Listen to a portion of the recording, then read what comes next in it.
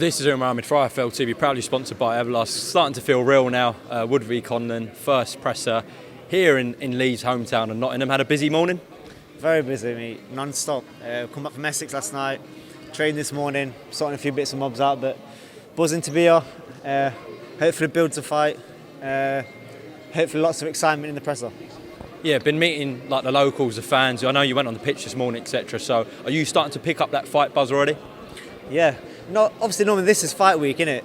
Or the presser and that, so it does feel a bit strange. Feels like I'm fighting in a few days, but no, it's good to get a few more in. Like I said, builds a fight.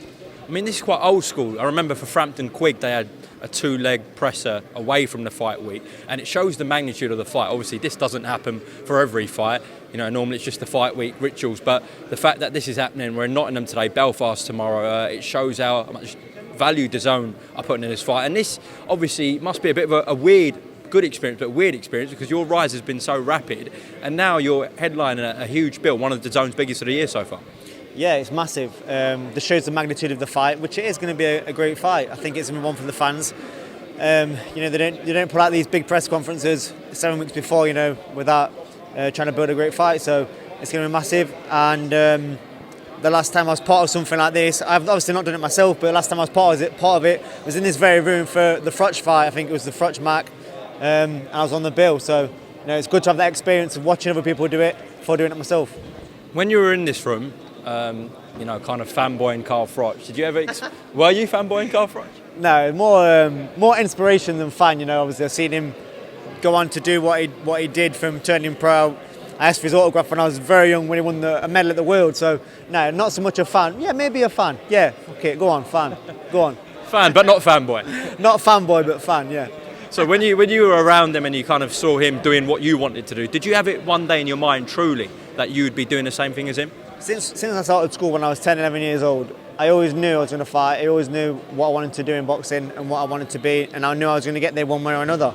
I didn't mess about at school, but in my head I thought I'm wasting my time because all I want to do is fight, all I want to do is box, all I want to be a champion, and just going to take time to get there. And watching Carl do it gave me that assurance that someone from my area can do it, so why can't I do it?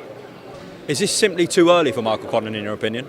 I don't think it is early. I don't think it matters if it's now, 2 years time, 3 years time. He's 30 years old. It's not a young kid. Do you know what I mean? I don't think it matters when the time would be. I'm just a better fighter, and I'm going to prove it on the night.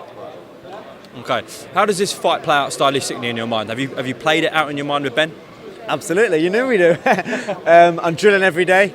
I'm working on a lot of things. I get a lot of homework off Ben to look at, to analyse things we're working on. We know exactly how to beat him. We know how we're approaching it. The tactics, everything is already done. It's already in the bag. All I've got to do is go out there and execute it after the next 7 weeks of practicing it. Do you think where he goes wrong is that he's not got enough pop to keep you off? Is it going to come down to that?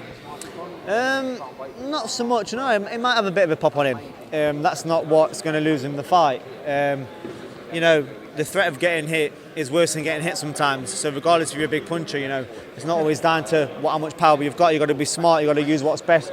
Some of the best fighters in the world champions on big punches, you know. But you do need a little bit to keep you off. And hopefully for his sake, he has got a little bit to try. But it's not going to be enough. Okay, you say it's not going to be enough. I know you'll take a win in any circumstance, but do you believe you knock out Michael Conlan? I believe I could. I believe the late stoppage will come. There's a few ways this fight could go, but I can't see it going the distance. I really can't. I mean, it might do, and I'll prepare for it to be, like fitness-wise, but strategy-wise, I can't see how. Excited to go to Belfast tomorrow? Yeah, you know, it's all part of it. You know, he's going to come here. There's a lot of my local friends, family and supporters here, so it's only fair to go to Ireland and be in a room full of Michael Conlan fans who's probably got Michael Conlan pyjamas and all that, but no, it's part of it, and I'm ready and embrace it, and it's something new for me, experience going forward. And of course on March 12th and on Fight Week he's going to bring a lot of Irish contingent with him, but you are persistent that Nottingham will rule here? I know what tickets he's selling. I know what the crack is. There's no way what he's doing right now, the numbers he's doing, he's going to come over and take over this city. He's got to do half to even be close. That's not going to happen, you know. I can't get enough tickets off Matchroom. They're actually flying. I sold my ringside in a day.